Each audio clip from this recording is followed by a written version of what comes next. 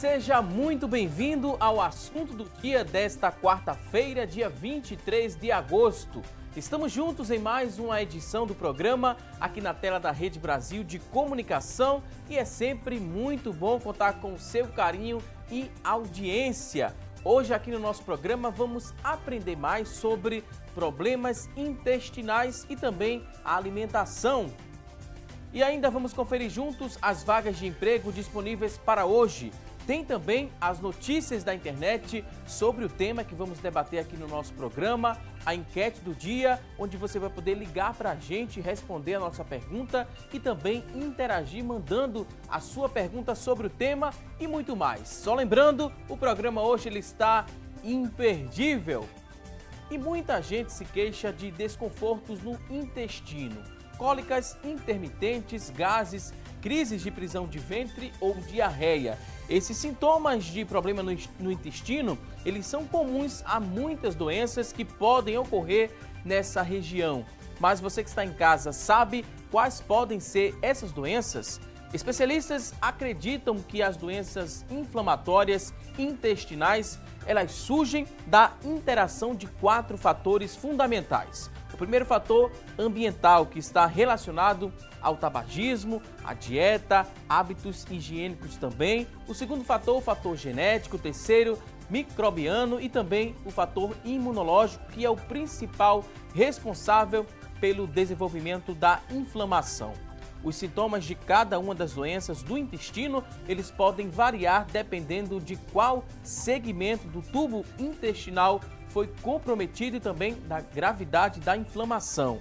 E para nos ajudar a entender mais sobre o tema, vamos conversar hoje aqui no nosso estúdio com a Débora Campos, ela que é nutricionista. Daqui a pouquinho vamos ouvir a nossa convidada de hoje, mas a partir deste momento vamos conhecer a história de David Nilo, um pernambucano de 35 anos que descobriu uma isquemia intestinal e hoje ele luta por um transplante. Confira! Davi pesava 140 quilos, mas emagreceu há 3 anos depois de uma cirurgia de redução de estômago. Tudo estava bem, até que em junho ele descobriu uma isquemia intestinal, que é quando o sangue deixa de chegar até o intestino. Eu tive que fazer por motivo de saúde, então eu fiz e aí tudo deu certo, tudo vinha ok, 100%.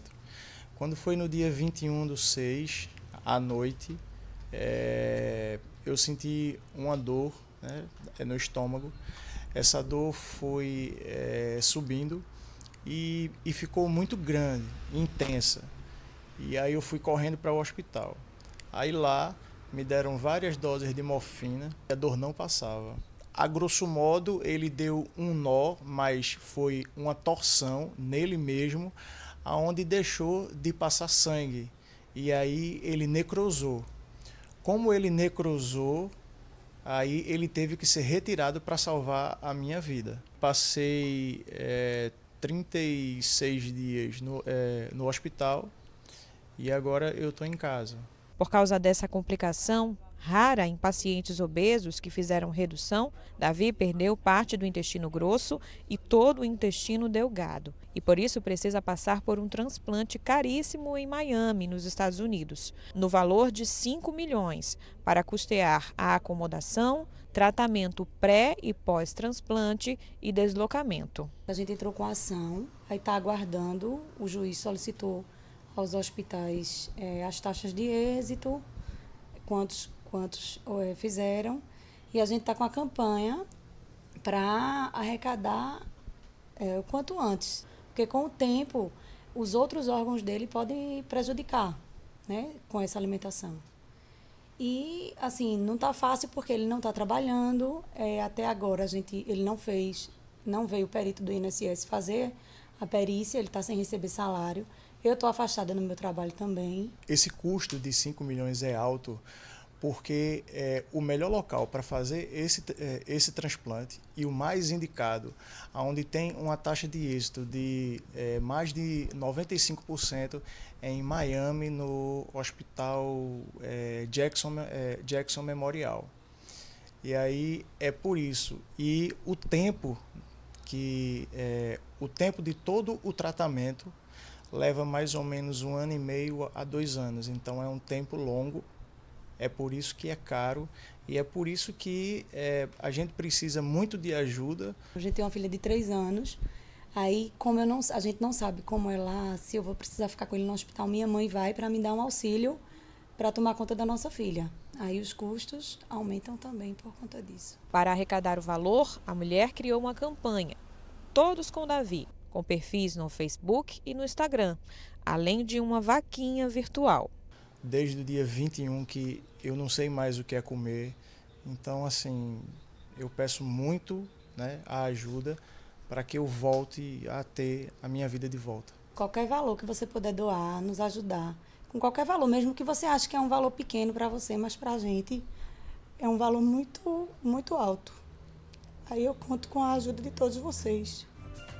Pois bem, estamos todos com o Davi, você que está em casa também pode contribuir, pode ajudar. Daqui a pouquinho vamos passar os meios para que você venha a colaborar, mas a título de informação, a 12ª Vara da Justiça Federal determinou que a União pague o transplante de intestino e todo o tratamento de Davi Nilo da Silva no Hospital Jackson Memorial Medical, em Miami, nos Estados Unidos. A decisão do juiz Augusto César de Carvalho Leal leva em conta a baixa eficácia do sistema de saúde público aqui do Brasil, desse tipo de cirurgia. E como vimos na matéria, o Davi ele foi diagnosticado com essa isquemia intestinal quando parte, isso acontece quando parte do órgão sofre ali uma necrose.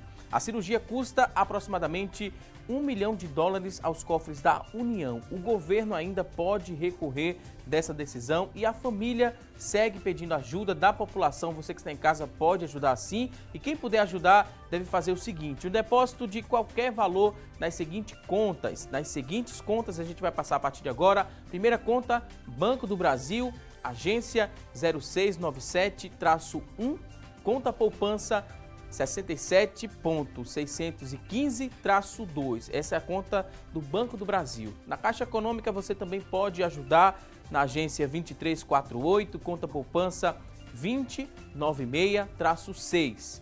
2096-6, você pode ajudar na Caixa Econômica, agência 2348. Ou também no Bradesco, agência 6327-4, conta poupança 1636, dígito 8. 1000 você digita 1000.636-8. O nome dele completo é Davi Nilo da Silva. Você pode fazer sua parte. Somos todos Davi. Vamos torcer pela melhora, que ele consiga esse transplante e ele volte a ter uma qualidade de vida, que ele possa curtir muito mais tempo aí junto à família. Você que está em casa pode participar e também você já pode interagir com a gente. Vamos juntos participar do assunto do dia, vamos construir esta edição do programa e agora você pode responder a nossa enquete que será lançada a partir deste momento. Olha só, a enquete de hoje é a seguinte: você que está em casa se preocupa com a saúde do seu intestino? Sim ou não? A gente faz questão de saber, você pode ligar para a gente no 3424-1977.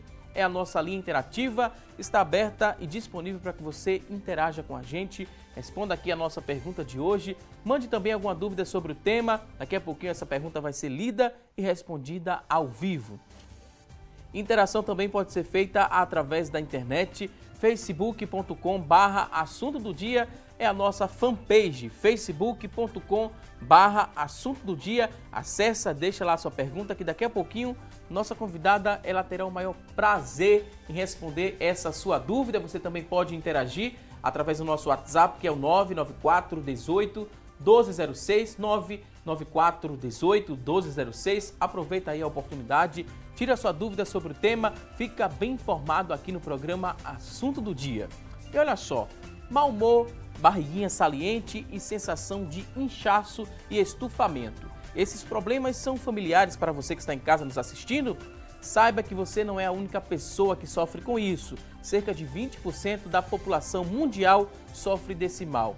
E segundo pesquisa publicada pela Biblioteca Virtual em Saúde, embora alguns casos a constipação ela possa significar problemas mais sérios de saúde, ela pode também ser uma simples questão de má alimentação. má alimentação e alimentação saudável. Quem tem propriedade para falar e muito bem sobre isso é a nossa convidada de hoje. Queria dar boas-vindas aqui, Débora Campos, nutricionista. Seja muito bem-vinda mais uma vez aqui ao nosso programa. Obrigada, Valdson, mais uma vez. É um assunto muito importante quando a gente fala em alimentação. A gente vê muitos problemas associados. Com a boa alimentação são mais soluções, mais qualidade de vida. Mas quando a gente tem essa alimentação de má qualidade, nosso corpo ele responde de alguma forma. E o nosso intestino não é diferente, né, Débora? Quando a gente não tem essa preocupação, quando a gente não se alimenta de forma adequada, alguma forma esse intestino pode meio que sinalizar que existe ali algum problema. A gente vê alguns dos sintomas, tem aquela questão de inchaço, né? Aquela sensação da barriguinha mais saliente, também tem aquela sensação de empachamento, muitos outros sinais, né? Aquele desconforto. O que mais a gente poderia falar? E o que a gente poderia considerar como uma má alimentação? Ou a gente começa já dizendo o que é uma boa alimentação e que quem está em casa deve seguir para evitar esses desconfortos todos? Interessante, né? Então, Valdson, eu acho que como ponto de partida para a gente lançar esse tema de intestino, que é um assunto de fato muito complexo, né? Dada as tantas interações que existem entre esse órgão e a sua forma sistemática de expressar a saúde no seu corpo, né? O intestino, ele é a porta de entrada dos nutrientes que são o combustível para que todos os nossos órgãos eles funcionem. Então, se o intestino não está adequado, né, dentro da sua integridade, se não existe dentro do revestimento interno, né, dessa parte que vai estar ali cuidando da absorção, né, se ela não está dentro da sua perfeita condição de ser feito, a gente pode estar levando a esses sintomas que foram ditos por você até então. Né? A gente falou também que algumas doenças inflamatórias, elas surgem diante de interação de 4 fatores.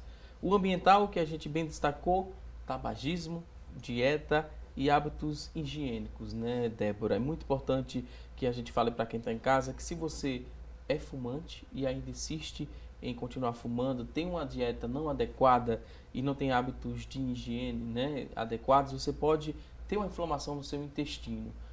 Fala um pouquinho para a gente sobre essa questão da alimentação. Quando é que a gente considera que aquela alimentação não está sendo feita de forma adequada? É uma má alimentação que pode contribuir para uma inflamação aqui no nosso intestino? Sim, com certeza, né?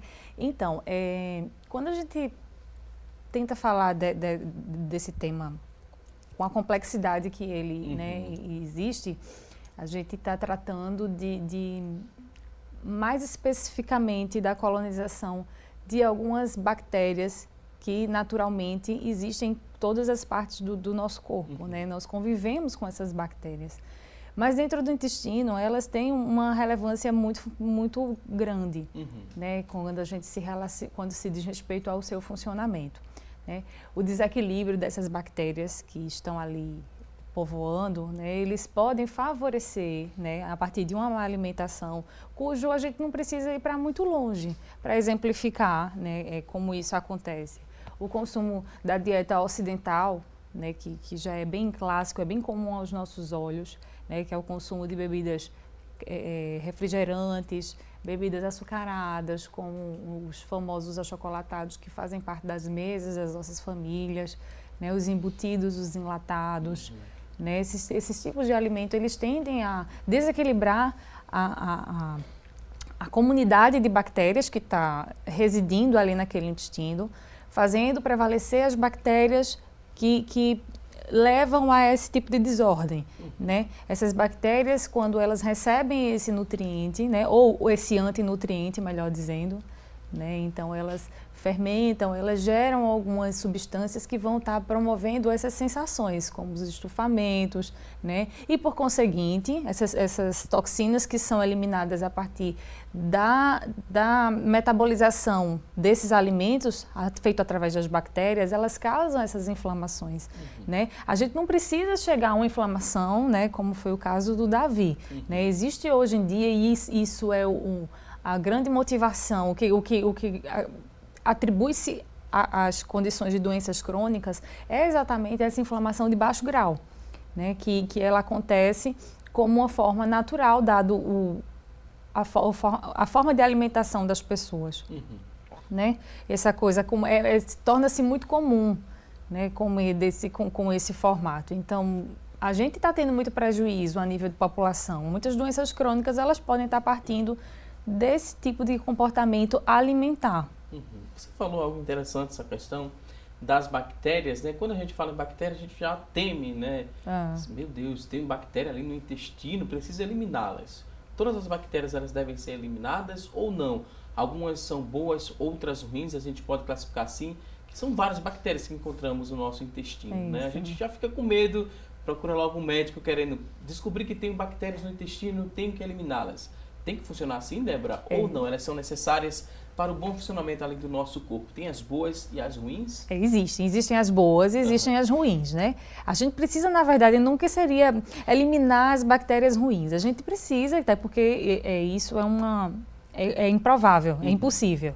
Né? O que a gente precisa é oferecer a esse nosso organismo condições de que essas bactérias elas se sobreponham. As bactérias boas elas se sobreponham, né? Então, que elas exerçam um papel de equilibrar a existência, a vida ali dentro daquele revestimento interno da parte do intestino. Né? A camada epitelial, como a gente chama. Existe uma pelezinha, como a gente pode supor, né? A parte de dentro do intestino, que é como se fosse mais ou menos uma mangueira. Né? Então, todo o revestimento interno que acontece, para onde todo o nosso alimento ele escoa, né? Para que seja feita a absorção, esse revestimento ele precisa estar íntegro e ele ali dentro existe como uma espécie uma condição nativa. Essas bactérias elas existem ali dentro e elas precisam ser respeitadas dentro da sua condição. A gente falou dos fatores que desencadeiam, né, esses problemas intestinais. O ambiental é um fator que a gente pode prestar atenção, pode se preocupar e pode evitar esses pode fatores, controlar, né? Pode controlar, mas na questão do fator genético, né? O fator genético é algo que a gente não pode, né, prevenir, mas a gente pode controlar depois que descobrir a doença. Então, se a gente tem ali um histórico de algum problema, né, relacionado ao intestino na família, a gente deve se preocupar o quanto antes, procurar essa ajuda médica, porque geralmente alguns especialistas eles orientam a partir dos 40 anos que a gente faça um exame mais aprofundado, mais específico, mas se a gente tem ali um histórico familiar, né, tem um caso próximo, né, na família com problema intestinal, essa preocupação deve ser quanto antes, esse tratamento deve ser, se encontrar alguma doença, o quanto antes ajuda a controlar e que a pessoa pode viver ali com qualidade de vida, mesmo tendo um problema intestinal? Sim, é possível. Então, o fator genético não é evitável. O fator genético a gente não evita, né? O que a gente evita? Existe, Valdson, na verdade, um diálogo entre, né, os nossos genes e os nutrientes. Então, cada vez que você, né, senta diante de um prato e leva uma garfada à sua boca, né, você está ali oferecendo condições à expressão genética da sua característica familiar, né? Então, cada vez que você leva um nutriente ou um antinutriente, como a gente vem dando exemplos com relação à dieta, a esse hábito comum, né, da dieta ocidental, né? Cada vez que a gente oferece alimentos dessa natureza, a gente dá condições de expressar, né, esses genes ou, ao contrário disso, a gente dá condições de, quando a gente oferece uma dieta rica em fibras, em vitaminas, minerais, né, e nutrientes que favorecem um bom funcionamento, a gente pode estar silenciando, né, as doenças que podem estar por vir, né, em função dessa codificação genética. Agora a gente vai a um rápido intervalo, daqui a pouquinho tem mais assunto do dia. Até já!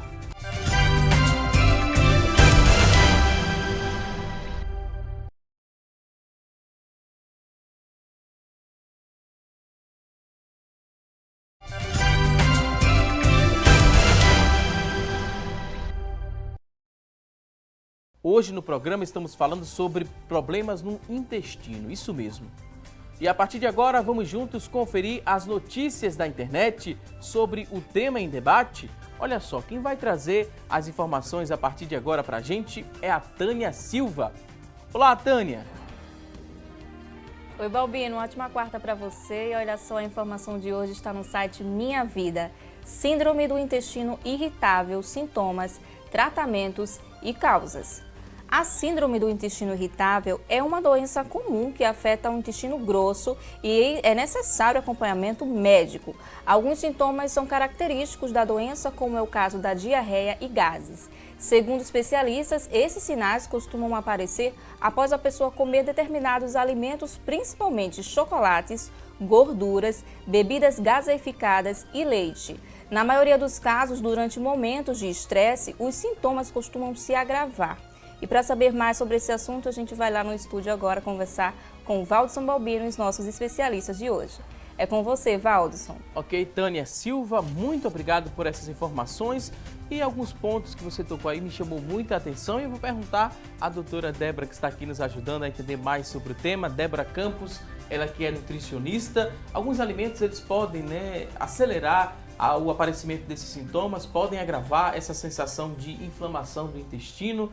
A Tânia citou ali refrigerante, o leite também. O leite é mais por conta da intolerância ou alergia à lactose, que muita gente ouve falar hoje em dia, né? Muito comum e gera muita dúvida, né, Débora? Muita gente chega no consultório e tem essa dúvida. Doutora, quando eu tomo ali um leite agora, antigamente não, mas agora quando eu tomo, ou eu tenho a sensação de empachamento, ou eu vou mais vezes ao banheiro, dá uma diarreia. Isso é provocado por quê? É intolerância, é alergia? Como é que a gente compreende essa questão dos alimentos que às vezes aceleram, né, o aparecimento de algum problema no intestino? Então, Valdson, eu trago novamente aquela máxima, né, que a nossa codificação genética, né, os nossos genes, eles nos dizem muito a respeito de como a gente deve se comportar frente a determinados hábitos, para que esses hábitos eles não venham a trazer comprometimento aos nossos órgãos, né?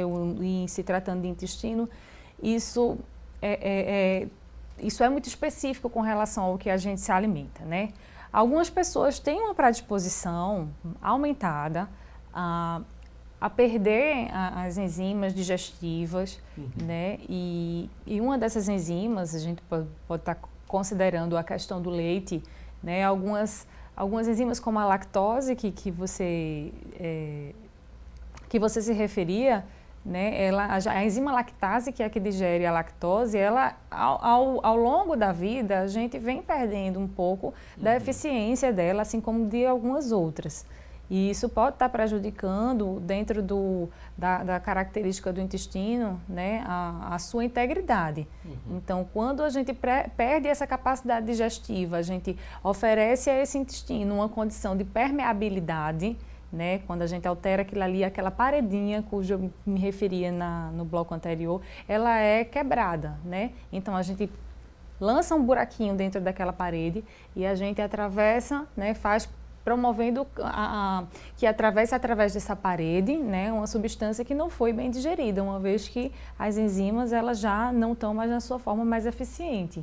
Então, isso gera uma série de comprometimentos à nossa saúde, né, que a gente pode até considerar isso de uma forma sistêmica, levando a prejuízos a nível de concentração, a nível de foco, né, a nível de alterações de humor, né, pessoas com predisposição à ansiedade, à depressão. Então, como a gente faz esse diálogo, né? Na verdade, como existe esse link, né? Fazendo a gente trazer isso como um fato que a gente precisa conviver, né? Esse respeito aos nossos genes, esse respeito às nossas características, né? Que são trazidas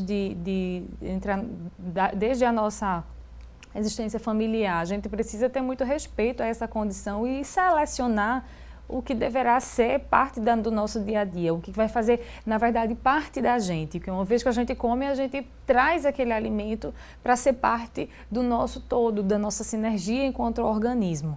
Né? Então, cada garfada ela pode ser decisiva na tua performance de saúde, de como tu está vivendo, de como tu está trazendo a tua característica de como tu está funcionando.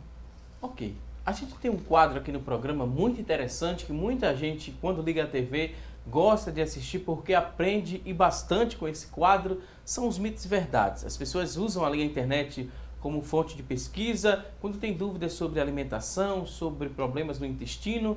Aí quando acessa, encontra muitas informações, algumas são verdades, que ajudam a construir o raciocínio sobre aquele determinado tema, mas tem muitos mitos que atrapalham ali no dia a dia. A gente vai falar um pouco mais sobre mitos e verdades sobre alimentação. Vou mostrar aqui a afirmação, Débora, e você vai me ajudar a dizer se é mito ou verdade e vai trazer uma explicação para as seguintes informações a partir de agora. Olha só, quem tem problemas ali no intestino, beber água ajuda a melhorar, ajuda... A gente sabe que a água hidrata, né, doutora Débora? Então, Valdson, beber água é uma condição mandatária para que o intestino ele funcione da maneira esperada, né? Faz parte da condição de absorção, né, do nosso organismo. Precisamos de água, é uma verdade indissolúvel essa. Então, caso a gente não ofereça água, né, ao nosso organismo, né, o intestino, como ele vai estar ali promovendo a absorção de todos os outros nutrientes, não somente água, né? Isso aí também é um adendo. Muita gente surte com essa dúvida de que a água ela é digerida por um espaço e a comida por outro. Não é, né? Toda a nossa água ela é carreada, ela é levada para o nosso intestino e isso é uma coisa que precisa ser encarado como dita certa responsabilidade, né? Porque uma vez que a gente não ingere água suficiente, né, em função da necessidade, né, gritante que o nosso organismo demanda por água, né, a gente vai acabar por retirar essa água como uma medida de urgência, né, que essa água vai ser retirada dos alimentos que estão sendo, né, atravessados ali em trânsito ali no intestino. E isso vai promover um ressecamento dessas fezes, né. Uma vez que as fezes elas demoram muito dentro do intestino, né, essas fezes que já vêm dentro que já vem a partir de uma digestão, né,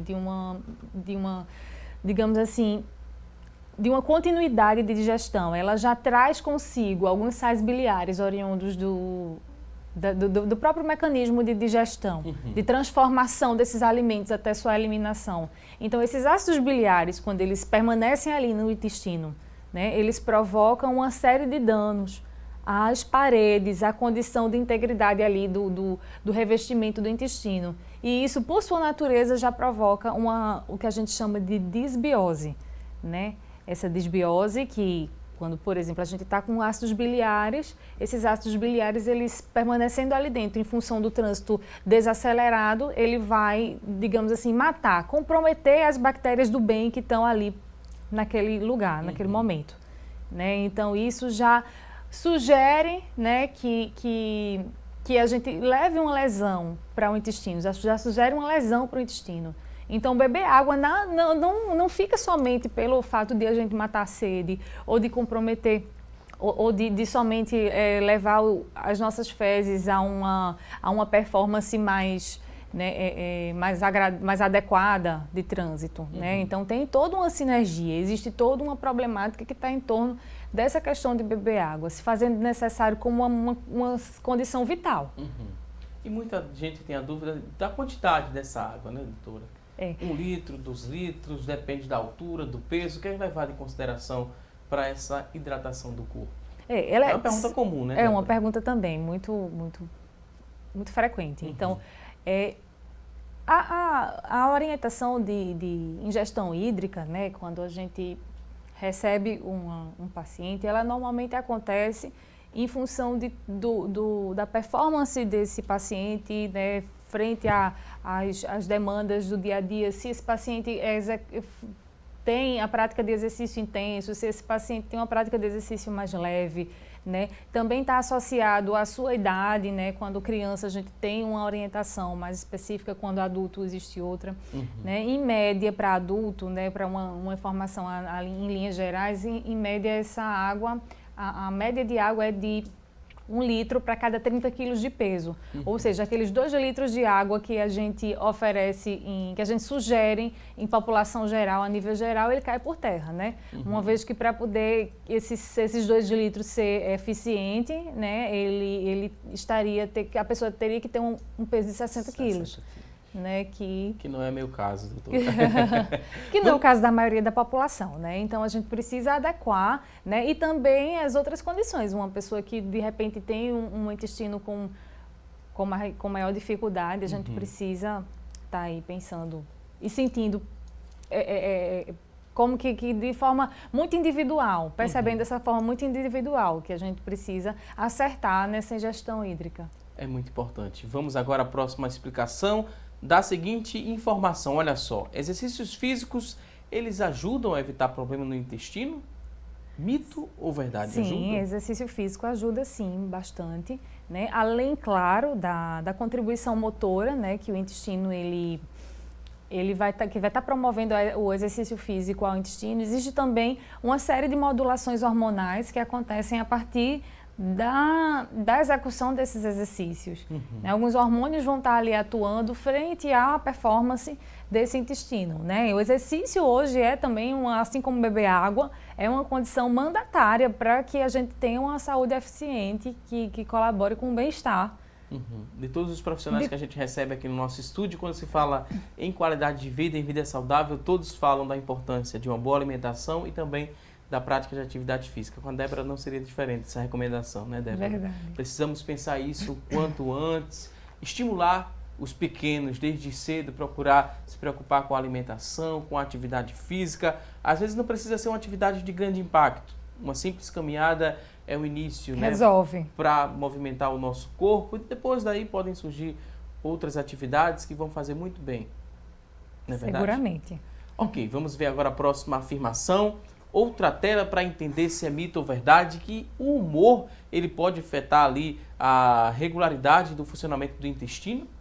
Se a pessoa tem humor alterado, né? Vive de mau humor, ela pode ter ali o metabolismo do intestino alterado, doutora? Eu diria que essa é uma verdade de mão dupla, né? Tanto a gente pode estar trazendo o humor como afetar o intestino, como o intestino afetar o humor, né? Então, como, né, estamos num momento em que a ciência ela colabora muito com essa visão mais ampla do que é o ser humano, de como ele funciona. Então, a gente traz uma visão de individualidade para os nossos casos clínicos, que faz ter esse fato de mito, esse fato mito-verdade, como sendo uma coisa muito cíclica, né? Então, o intestino tem receptores, né, muito sensíveis, né, que com relação aos neurônios, né? Então, existe uma ligação muito sensível entre o intestino. É como existe aquela máxima: o intestino é o nosso segundo cérebro, né? Dado a quantidade de terminações nervosas que existem neles, né? Inclusive também, quando a gente trata dessa questão de desbiose, cujo a gente tratou agora na assertiva anterior, né? Quando o intestino está em desbiose e tem a sua permeabilidade comprometida, ou seja, a paredinha, né, do intestino, ela promove um buraquinho e a gente com isso permite a entrada de uma substância, ou melhor, de um nutriente não digerido, né? Esse nutriente a depender da sua conformação, né? Se for o caso do glúten, se for o caso de uma caseína, né, que eles têm configurações muito próximas, né, aos nossos opioides do cérebro, né? Então eles saem do intestino, ganham a corrente sanguínea e aí podem chegar a esses receptores lá no nosso cérebro e impedir que a gente tenha, né, um humor adequado, né, uma cognição adequada, um comportamento, né, dentro dos padrões normais. Então, o intestino está intimamente relacionado com diversas questões e precisa ser entendido, né, como ponto de partida para uma saúde plena, eficiente. Ótima explicação. Vamos agora até outro ponto. Temos aqui outra afirmação. Será que é mito ou verdade? A ameixa, ela ajuda, doutora, a resolver a prisão de ventre? Sim, ela ajuda sim, né? Inclusive, é uma das recomendações que são feitas, né? Até inclusive em crianças, né? A aguinha da ameixa, ela resolve bastante, né? Devido à sua característica de fibras. Próximo ponto, temos aqui outra afirmação. O intestino preso, né? Baixa a imunidade da pessoa também? Sim. Será que é verdade? Então, essa condição de imunidade, ela está, né, hoje em dia, intimamente, que a gente consegue perceber muito através do grande investimento em publicações e do grande investimento em ciência que traz para a gente, né, muito material científico que cada vez mais tem fortalecido essa verdade, esse fato do intestino com relação à imunidade como sendo verdade, né? E uma dessas explicações, ela se deve a essa passagem, né, que essa permeabilidade que está relacionada à parede do intestino, quando ela abre um buraquinho.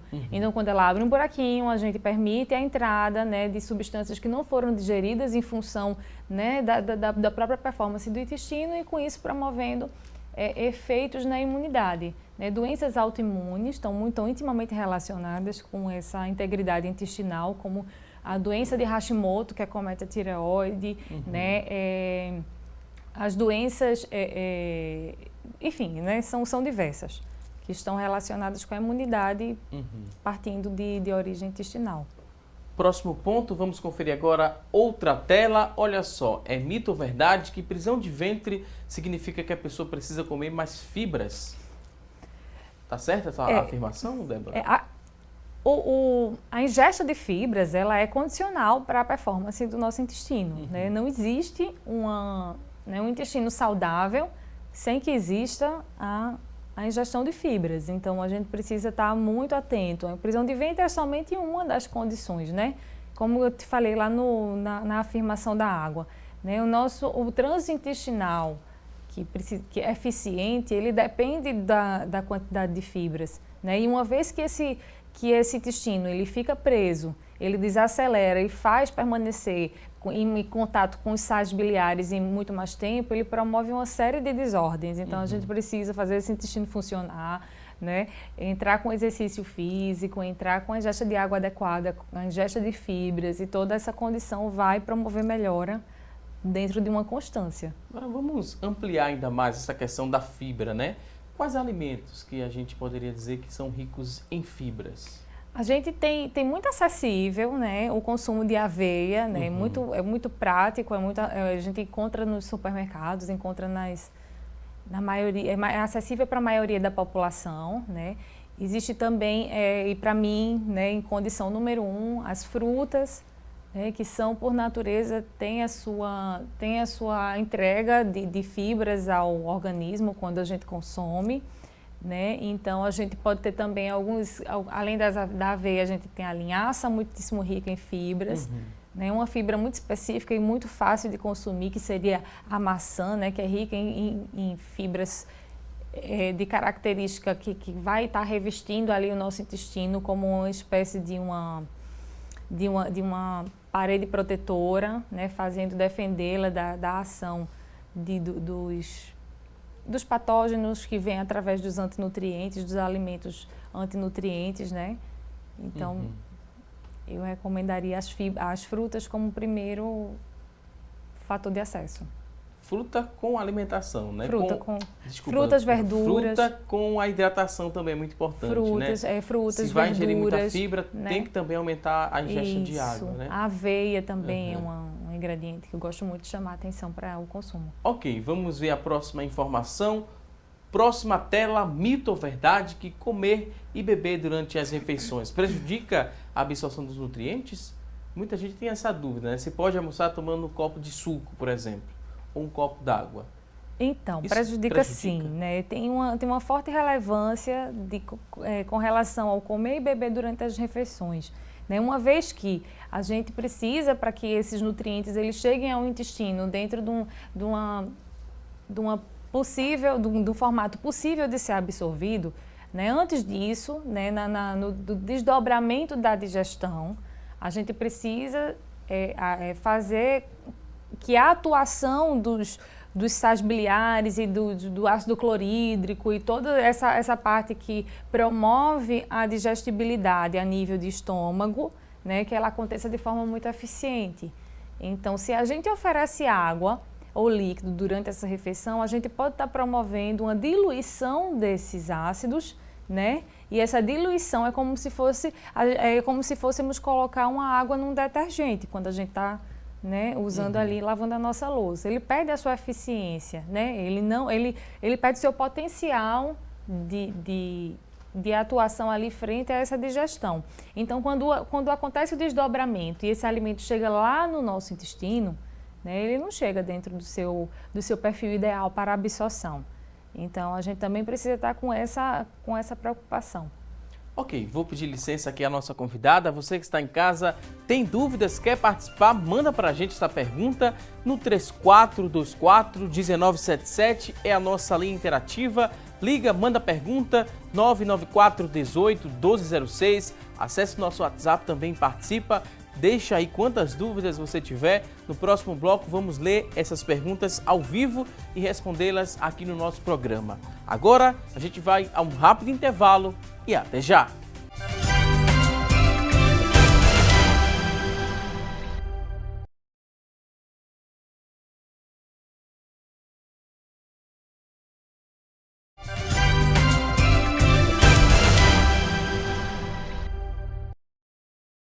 Já estamos de volta com mais assunto do dia para falarmos mais sobre intestino preguiçoso, intestino irritável, né? O que é a síndrome do intestino irritável? Você que está em casa sabe?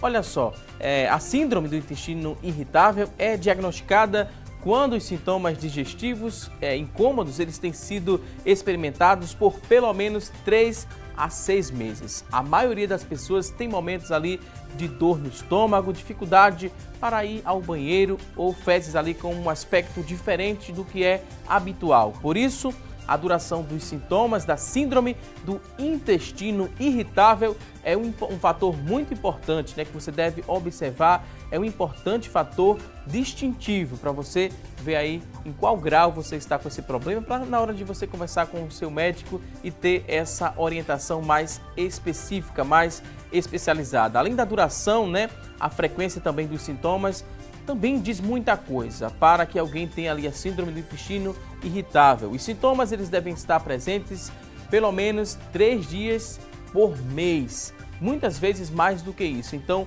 muita atenção se você tem a síndrome do intestino irritável, procure o médico quanto antes, observe o que a gente falou agora há pouco e se preocupe também com essa alimentação. A alimentação também faz diferença nesse problema de intestino, Débora? Ah, com certeza. Né? É uma condição muito sensível, o que a gente está possibilitando ali, o que a gente está oferecendo ali àquele intestino é ferramenta, é combustível para que ele funcione da maneira adequada.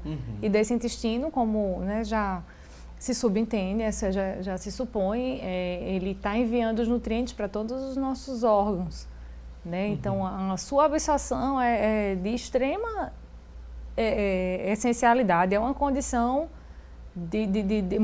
é uma condição muito associada a tudo que a gente tem, a toda a nossa desordem sistêmica, né? Condições como alterações comportamentais, seja ela alterações de pele, né? Manifestações cutâneas também, elas se dão a partir daquilo que a gente pode estar promovendo a partir do intestino permeável, né? Intestino que possibilita a passagem de substâncias mal digeridas, né? E doenças autoimunes, como a gente mencionou aqui, a tireoidite de Hashimoto, né? E tantas outras como a endometriose, enfim, são diversas. Ok, temos ainda algumas curiosidades, algumas afirmações para a gente descobrir é mito ou verdade. Temos 4 afirmações, Débora vai dizer para a gente agora o que é mito e o que é verdade, vai explicar, né, como ela tem feito muito bem feito desde o início do programa aqui no Assunto do Dia. Afta na boca, a gente ouve muito falar sobre isso. Tem relação com prisão de ventre, com alguma coisa relacionada ao intestino, ou é mais com o estômago? O que a gente poderia dizer dessa afirmação? Então, essa afta na boca, ela tem uma condição de desordem a nível digestório, né? E se o intestino não está funcionando bem, né, a gente possibilita que outras condições de desordens também aconteçam. Né? A afta na boca, ela, na sua maioria das vezes, ela está relacionada à acidez, né, do nosso organismo. Então, quando a gente também oferece alimentos que, por sua natureza, não têm, né, acidificantes, como o refrigerante, que a gente, né, em outros momentos, eu até, enquanto telespectador assisti, né, uma pessoa que estava aqui com vocês, apresentou que ele existe o pH de um vinagre, né? Então é como que você estivesse tomando vinagre, né? Você tomar 2 litros de refrigerante ou qualquer quantidade que ele se refira, ele vai estar trazendo uma acidez. Então, o intestino ele se compromete à desordem de forma sistêmica. A afta é uma dessas afecções. Precisa tratar de modo geral. Ok, vamos aqui à próxima afirmação. Temos outra tela. Mito ou verdade? A prisão de ventre, né, específico. Ela pode ser desencadeada por um fator genético? Existe. Ela é genética? Ela é genética. Quer dizer, né, é uma das condições, como a gente já mencionou aqui enquanto programa, né, nos nossos genes, que é uma condição que a gente não pode mudar, né, eles conversam com os nossos alimentos, fazendo com que esses alimentos eles predisponham, né, a expressão de determinadas doenças ou, em contrário, eles silenciem, né, com que determinadas doenças aconteçam, né? Né, existe uma condição de hereditariedade a nível do intestino, né, que pode estar permitindo essa pessoa ter facilidade, né, para que tenha uma prisão de ventre. Então, né, como já é sabido, algumas pessoas têm o intestino mais tranquilo, né, outras pessoas têm o intestino mais preso, né? Então, precisa ser entendido dentro da sua condição individual. E com isso, e entendido isso, precisa promover as melhoras específicas para que a gente, né, alcance essa melhora. Então, individualidade sempre, né? Então, uma vez que a gente se torna individual, é uma forma de estar te apresentando, olha, você tem essa característica, geneticamente você precisa se respeitar, você precisa ter esse determinado tipo de consumo, né? Que para te oferecer uma constância dentro da tua saúde. Ótima explicação. Temos aqui outra afirmação. Débora, mito ou verdade? O café, ele piora a prisão de ventre? Será que é verdade? Eu diria que isso é uma condição de individualidade, né? Assim como todas as outras cuja a gente apresentou aqui, né? A gente sabe que é uma bebida energética, né? É uma bebida energética. Alguns falam que é laxante também. Pois é, exatamente. Contradiz essa afirmação, né? Ela é uma verdade, né? Quer dizer, é um mito, ele é mito, verdade, diante da individualidade, de como a pessoa se apresenta. É importante que a gente se perceba enquanto ser humano, né? Por isso que é muito importante essa a gente se examinar, o autoexame, a autocompreensão de como a gente se comporta frente ao consumo de alguns alimentos, né? E isso não me deixa ter um posicionamento com relação ao café ou qualquer outro alimento. Por isso que é muito importante essa ajuda com o profissional, né? Isso. Se você suspeita de alguma coisa, ao ingerir algum alimento, vem percebendo, né, uma resposta do corpo, é bom que você procure uma profissional da nutrição, um gastro, né, que pode auxiliar também nesse processo todo, para que você não fique com dúvidas. Se, né, até um certo momento da sua vida você se comportava com determinado alimento de uma forma, de um jeito e agora de um jeito diferente, a gente lembra muito que está cada vez mais comum essa questão do leite, né? Muita gente tinha o costume e o hábito de ingerir leite e com o passar da idade, às vezes está desenvolvendo um quadro de intolerância, de alergia e precisa sim, quanto antes procurar um especialista, né, Débora? É muito importante, não substitui, né? A gente traz essas explicações aqui para deixar você que está em casa bem informado, mas a gente lembra que isso aqui não substitui você e até o seu profissional, até o médico que lhe assiste, para tirar suas dúvidas e passar um tratamento se for preciso, e a nutricionista para mudar esse hábito alimentar o quanto antes, porque faz parte sim da sua qualidade de vida. Última tela, última afirmação, vamos seguir, Débora? Sim. Vamos ver aqui qual a próxima tela. Mito ou verdade que a maçã e a goiaba, elas prendem o intestino? Mito então, ou verdade? Eu já escutei da goiaba, né? Que a goiaba às vezes prende o intestino, mas será que é verdade? Então, é uma condição de muita individualidade, como continuo trazendo com relação ao do café, né?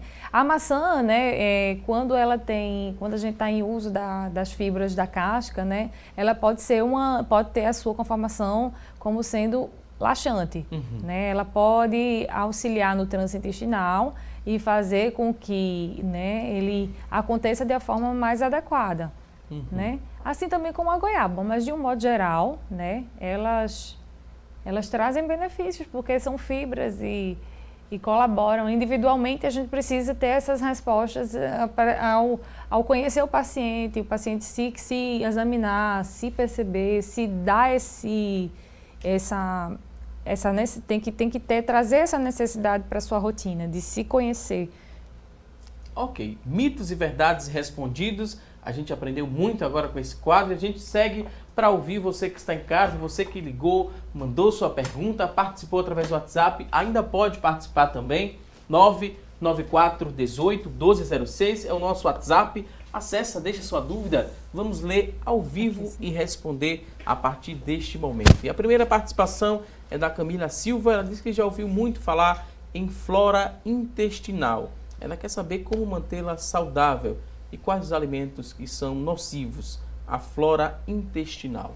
Flora intestinal, Camila, não é isso? Camila, obrigada pela interação. Então, Camila, a gente hoje, né, o termo que a gente mais se aplica hoje seria a biota intestinal, né, que se define como sendo a colonização das bactérias que fazem parte daquele intestino.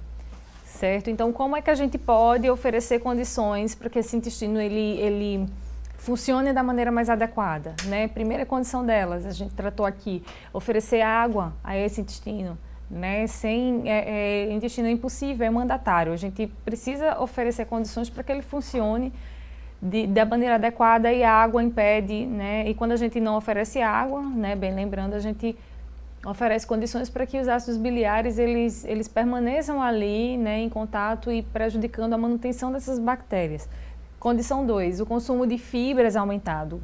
Tanto a gente abre mão da dieta ocidental, né, tirar ela do padrão, né, a gente pode também estar inserindo muitos vegetais folhosos, muitas frutas, muitas verduras, né, colocando isso no nosso dia a dia, comer muita folha, muito abacate, muita alface, couve, enfim, né? E a outra condição é de a gente estar oferecendo, né, alimentos probióticos, né, que são, né, a gente pode estar oferecendo o iogurte, né, que é um alimento que ele é interessante pela sua quebra do leite, né, da sua configuração, e tornar um alimento mais digerível. Certo? O exercício físico também é uma condição importantíssima, que a gente já tratou aqui nos nossos mitos e verdades, né, e ter tudo isso caminhando junto dentro da sua rotina, né? Isso precisa acontecer de forma muito sincronizada, constante e intermitente. Ok, temos aqui a próxima participação, mas outra dúvida chegou através do nosso WhatsApp. Tânia Melo, ela que é da Boa Vista, aqui no Recife, ela diz que tem um filho com necessidades especiais e gostaria de saber se medicamentos eles podem ocasionar constipação. Depois que ele aumentou a dosagem do medicamento, o filho dela apresentou alguns quadros de constipação. Ele toma anticonvulsivos e outro medicamento que ela descreve aqui. Será que aumentando essa dose e alguns medicamentos eles podem causar essa constipação? É a dúvida da Tânia Melo, da Boa Vista. Isso, Tânia, pode sim, né? A gente está diante de uma substância que não é produzida pelo nosso corpo, né?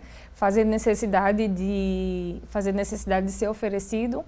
Então, eu sugeriria, né, que você procurasse um profissional para que ajudasse a que você reorganizasse a função, né, intestinal do seu filho, para que isso colaborasse com a saúde e o bem-estar de forma sistêmica dele, certo? Para esses efeitos, né, para a gente combater, para a gente amenizar os efeitos colaterais com o uso de medicação, né, essa medicação é necessária, né, a gente precisa oferecer probióticos, né, que são fragmentos microbianos que vão estar ali colonizando de forma natural e esperada, né, aquelas bactérias que já povoam naturalmente ali o intestino, dando a elas condições de que as bactérias do bem se sobreponham, fazendo exercer a sua função e a integridade e a boa performance desse intestino.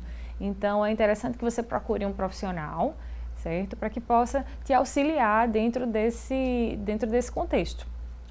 Ótimo. Ótima explicação. Temos aqui uma outra dúvida. Marcos Santos, ele que é da Muribeca, em Jaboatão, ele diz o seguinte: tenho intolerância à lactose, não consumo nada de leite. Fiz exames de sangue e também de fezes, mas deu tudo normal. Mas ele diz que todas as manhãs ele tem muitas gases. O que é que pode ser isso?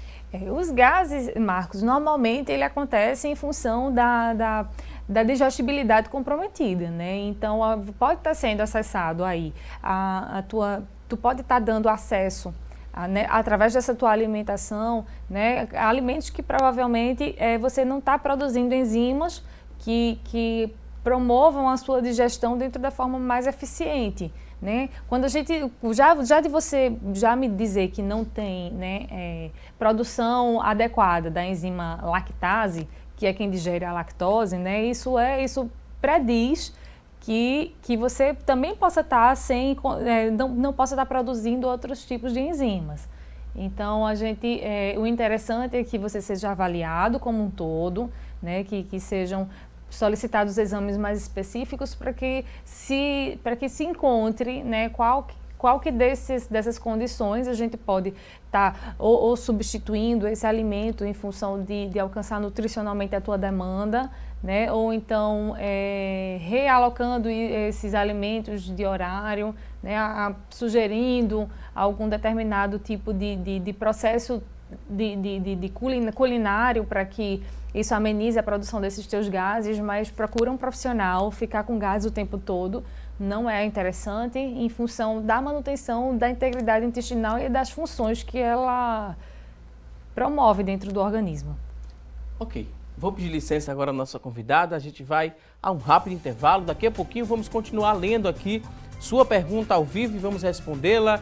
Liga pra gente, 3424-1977, manda ainda a pergunta, 994-18-1206 é o nosso WhatsApp. Agora a gente vai a um rápido intervalo e até já!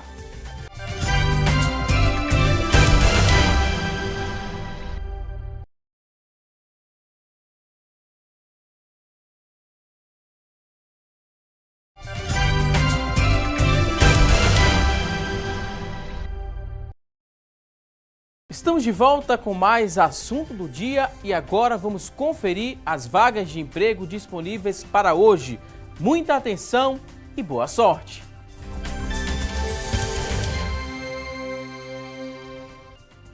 Está em casa em busca de uma recolocação no mercado de trabalho?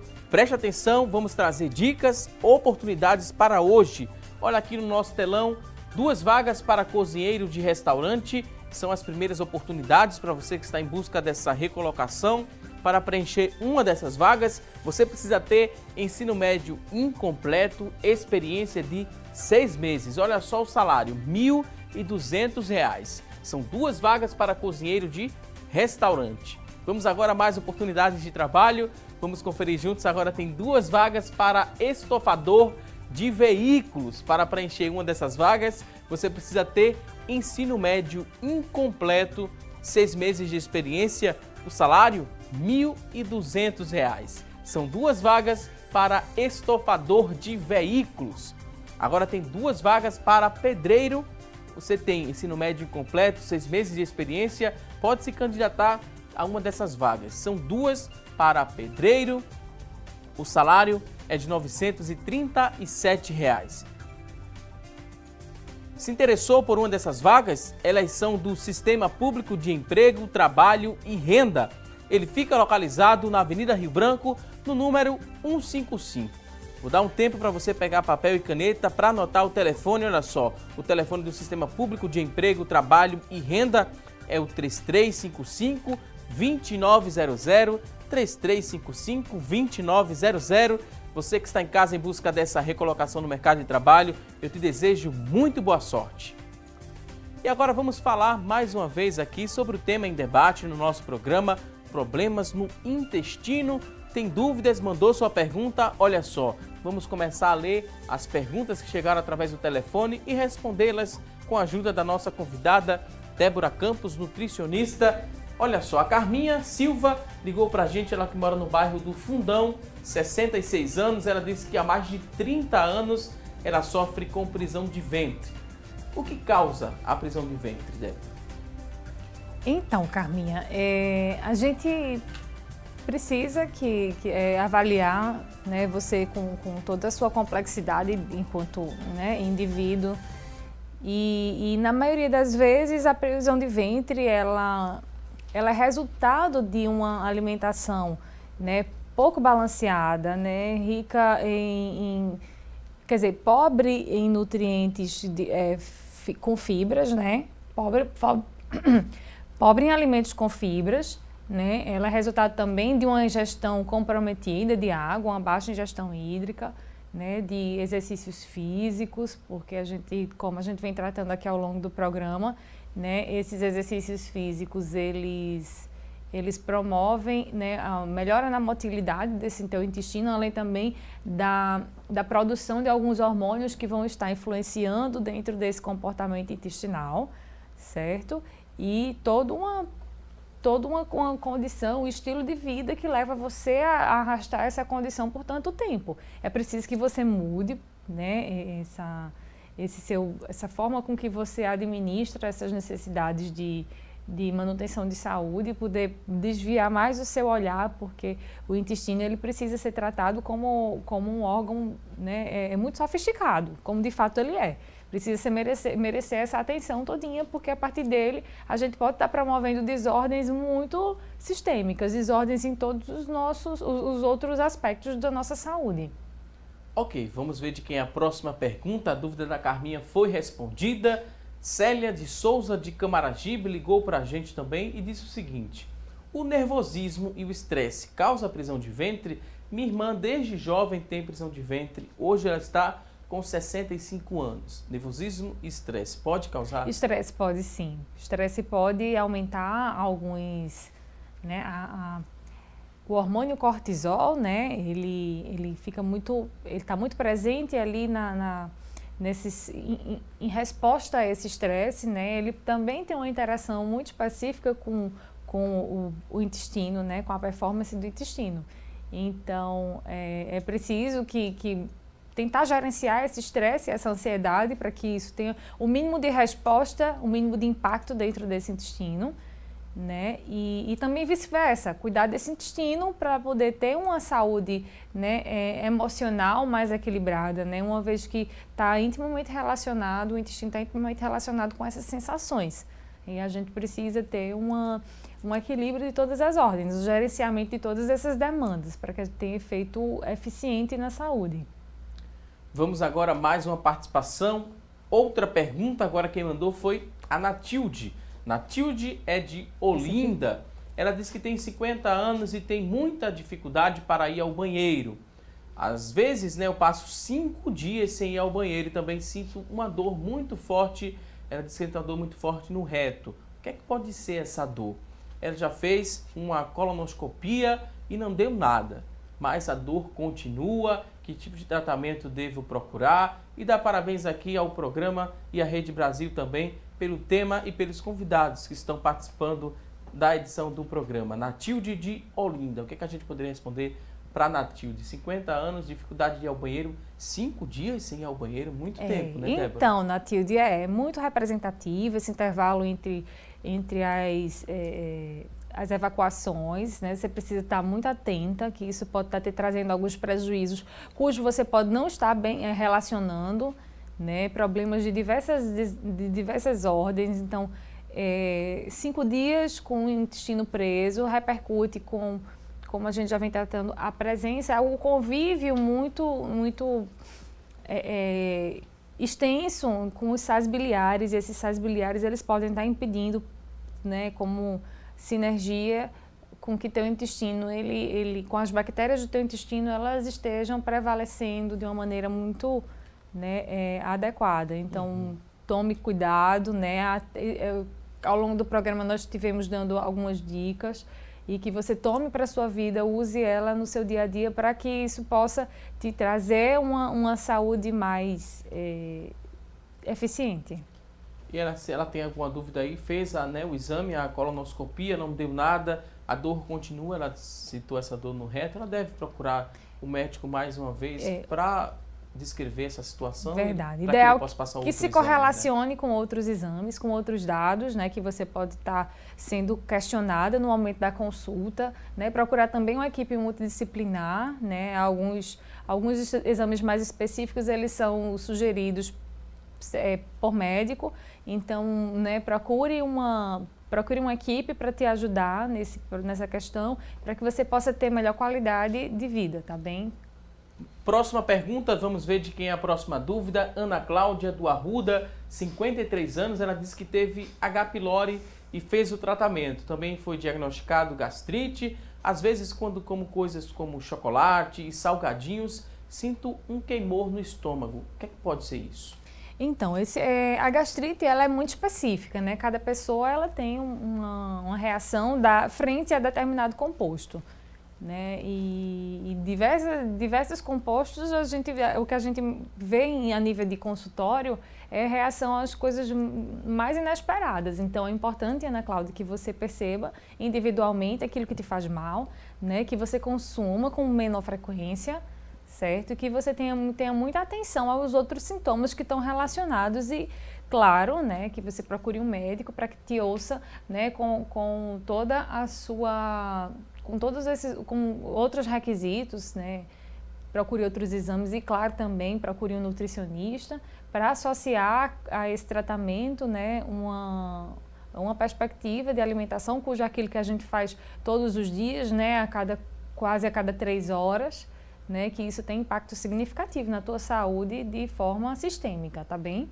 Ótima explicação. Vamos seguir agora, que tem muitas perguntas através do nosso WhatsApp. Você acessou aqui o nosso WhatsApp, mandou sua pergunta. Muita atenção que a gente vai respondê-la a partir de agora. Temos aqui várias participações. Vamos ver de quem é a próxima pergunta. Vamos acessar aqui o nosso WhatsApp e responder aqui essas perguntas. Muita participação, doutora. Muita gente querendo que seja tirada a dúvida. Evandro Bezerra, de Salgadinho, em Olinda, ele diz que está com muitas dores estomacais. Há mais ou menos um mês que ele sente essas dores, e essas dores já me trouxeram diversos problemas. Queria saber se essas dores estão sendo causadas pela má alimentação e digestão, e quais os alimentos que a senhora poderia falar que podem ajudar a proteger o intestino. Evandro Bezerra, de Salgadinho, em Olinda. Muitas dores estomacais, está prejudicando há mais ou menos um mês já que ele sente essas dores. Então, é interessante que né, que você vá se examinar, né, que vá a um médico para que ele colete informações mais substanciais para chegar a um diagnóstico. Né? Dor não é um evento que a gente vai conviver com ele sempre. Né? A gente precisa ter muita atenção, é um recado que o corpo manda de que alguma coisa está acontecendo, né, de forma errada. Né, o intestino ele é protegido quando a gente, né, ao longo do programa vem dando dicas preciosas. Reforço mais uma vez o consumo de água, né, de maneira adequada, né, equilibrando-se mais ou menos um litro de água para cada 30 quilos de peso.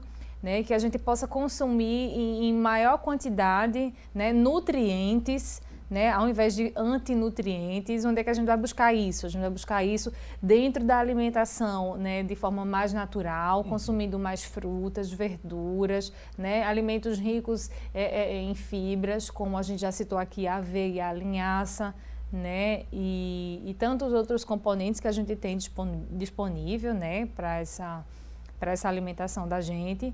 E cuidar desse intestino dentro da sua característica, que precisa ser entendida a partir de um momento de uma consulta, né? Oriento que você busque esse profissional. Próxima pergunta, agora da Salete, tem 46 anos, ela diz que teve a primeira filha com 23 anos e a partir da gravidez ela ficou com prisão de ventre. Sempre ela diz que come mamão, laranja, melancia, mas mesmo assim chega a passar 3 dias sem ir ao banheiro. 3 normal? Dias, não é normal. Né? Para todos os casos que a gente também, né, enfrenta dificuldades a nível do intestino, né, a gente pode também estar promovendo como melhora, claro, né, a partir da recomendação de nutricionista ou de médico, né, o consumo de probióticos, que são as cepas de bactérias que são específicas, né, estão levando ao nosso organismo fragmentos microbianos para que essas substâncias elas acionem, né, dentro do nosso intestino, né, um lugar específico para que ele possa estar com esse comando levando a um bom funcionamento, tanto desse órgão quanto das situações subsequentes a esse comportamento, ao intestino, né? Que o intestino, como a gente já vem tratando, ele é porta de entrada para outros, para a gente acionar outros sintomas, outros gatilhos, né, na nossa saúde. Dúvida agora da Maria do Carmo, de Paratibe, 62 anos. Ela quer saber se as gases estão relacionadas com a gastrite. O problema de gastrite é no intestino? Não, gastrite, ele é lá no estômago, tá certo? Né? Também é um problema digestivo, né? Também ele precisa ser tratado com a sua especificidade, né? E a gente tem que também estar avaliando, né, com a condição individual de cada pessoa, para que possa ser dado um diagnóstico e um tratamento, né, eficiente de verdade. Ok, vou pedir licença agora a Débora. A gente fez uma pergunta aqui no começo do programa. A nossa enquete, a pergunta de hoje foi a seguinte: você se preocupa com a saúde do seu intestino? Olha só, das pessoas que participaram, 70% disseram que sim, que se preocupam com a saúde do intestino, 30% disseram que não. A você que ligou, participou, muito obrigado por sua interação aqui com a gente. E também é o momento de agradecer a nossa convidada por compartilhar tanto conhecimento conosco, tirando as dúvidas dos nossos telespectadores.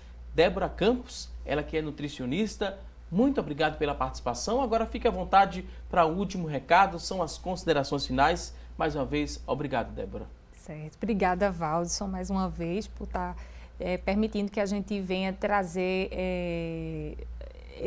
essa oportunidade de falar e de colocar em um público, né, atento, né, interativo, todas as situações a nível de ciência, né? A ciência tem sido muito, tem surgido muitos investimentos para que a gente possa chegar a determinados pontos de vista que emancipem a gente dessa inércia, né, que a maioria das pessoas tem com relação à própria manutenção de saúde, né? No gerenciamento das nossas sensações e dos nossos sintomas, ele precisa ser levado a sério, né? O intestino, ele é um órgão muito sofisticado e precisa ser entendido e respeitado, né? É uma obrigação né, de cada um de nós, né, para que a gente que deseja ter uma saúde plena, para que a gente possa alcançá-la de forma, né, eficiente, né? Desejo que vocês tenham uma vida plena aqui nesse programa, que ele seja traga muita gente boa. Eu também sou uma grande telespectadora, que né? Coisa boa. A gente aprende, é uma troca, né? É uma troca também faço,